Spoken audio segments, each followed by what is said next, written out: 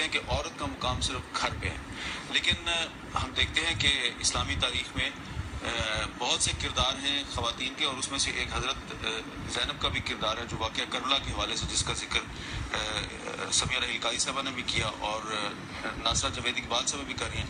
حضرت زینب کے کردار کو آپ کیسے دیکھتی ہیں؟ آج کے دور میں اس کی کیا اہمیت ہے؟ صاحب، جو میں پہلے گفتگو کر رہی تھی اس کے بارے میں صرف ایک جملہ کہنا چاہتی ہوں کہ جو ڈاکٹر اقبال نے یہ کہا کہ امام حسین نے یہ کیا اور اب مجھے ایسی کوئی امید کی رمق دکھائی نہیں دیتی، اس میں سب سے جو زیادہ اہم بات ہے وہ والدین کی تربیت اولاد کے لیے۔ جس ماحول میں سید الشہداء نے پرورش پائی، جو ان کے نانا تھے، جو ان کے والد تھے، جو ان کی والدہ گرامی تھی، ان کے بارے میں اب میں تفصیل سے بات نہیں کر سکتی۔ نانا وہ تھے انک لعلی خلق عظیم، والدہ وہ تھی جو سیدۃ النساء العالمین تھی، اور والد جن کے بارے میں مولانا روم نے کہا از علی آموز اخلاص عمل، شیر حق رادان منزہ از دغل۔ تو یہ والدین کی تربیت کا بہت بڑا اثر ہوتا ہے اولاد کے اوپر کہ وہ راہ حق میں کیسے کام آئے۔ ماحول و معاشرہ بھی اس پر اثر انداز ہوتے ہیں۔ جو آپ نے سوال کیا ہے کہ عورت کا کردار، جو لوگ یہ سمجھتے ہیں کہ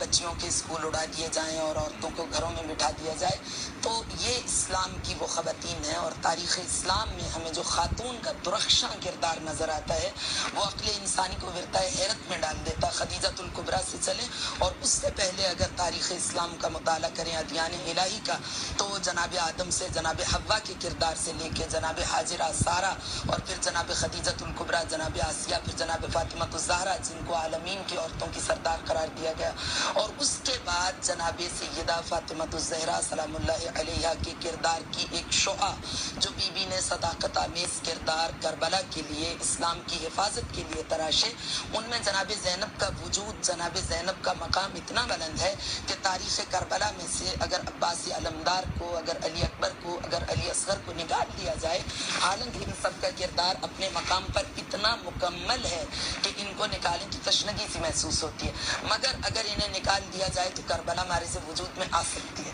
لیکن اگر سیدہ زینب کو نکال دیا جائے تو کربلا کا وجود بھی اور کربلا کی بقا دونوں خطرے میں پڑ جاتے ہیں۔ اتنا بڑا کام زینب عالیہ نے انجام دیا کہ افضل الجہاد کلمت حق عند سلطان جائر، یعنی ایسا نہیں ہے کہ زینب نے جہاد کیا بلکہ افضل الجہاد، سب سے بڑا جہاد جابر بادشاہ کے سامنے کلمہ حق کہنا ہے۔ اور کس طرح سے کلمہ حق کہا؟ بھوک پیاس، عالم غربت، قید کی حالت، رسن بستہ، اور جب دربار یزید میں تشریف لے گئیں تو جس جاہ و جلال سے بی بی نے اپنے خطبے کا آغاز کیا اور بی بی نے بڑے روب سے فرمایا اسکتو، خاموش ہو جاؤ، تو وہاں پہ کیفیت یہ تھی کہ جانوروں کے گلے میں جو زنجیریں تھیں ان کی آواز بھی بند ہو گئی، تو بی بی نے خطبہ ارشاد فرمایا۔ یزید نے بی بی سے کہا کہ لعبت بنو ہاشم بالملک فلا ملک جاء ولا وحی نزل، بنی ہاشم نے حکومت حاصل کرنے کے لیے ڈھونگ رچایا تھا، نہ کوئی وحی آئی تھی، نہ کوئی فرشتہ آیا تھا، تو بی بی نے ایک دم کھڑے ہو کے جو خطبہ ارشاد فرمایا، یا یزید کت قیدہ کا وسع سعیت، اے یزید اپنی زبان کو بند کر لے،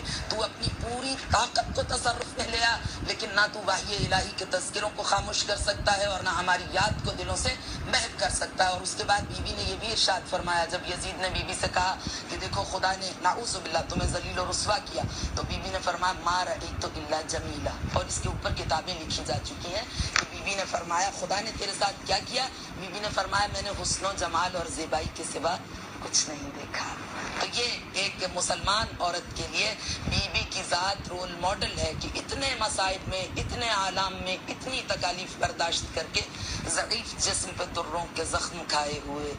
گرانی رسن و طوق آزمائے ہوئے، جو درد دل تھا اسی کو دوا بنائے ہوئے، سوئے دمشق چلی حق کی روشنی لے کر، جو مر چکے تھے خود ان کی بھی زندگی لے کر، قدم قدم پہ مقاصد کی عظمتوں کا خیال، نفس نفس میں بھتیجے کی زندگی کا سوال، ردا چینی تو بڑھا اور عصمتوں کا جلال، کھلے جو بال تو نکھرا حسینیت کا جمال، نقیب فتح شہ مشرقین بن کے اٹھی، نہ تھے حسین تو زینب حسین بن کے اٹھی۔ ماشاء اللہ جی۔ اچھا سمیہ رحیل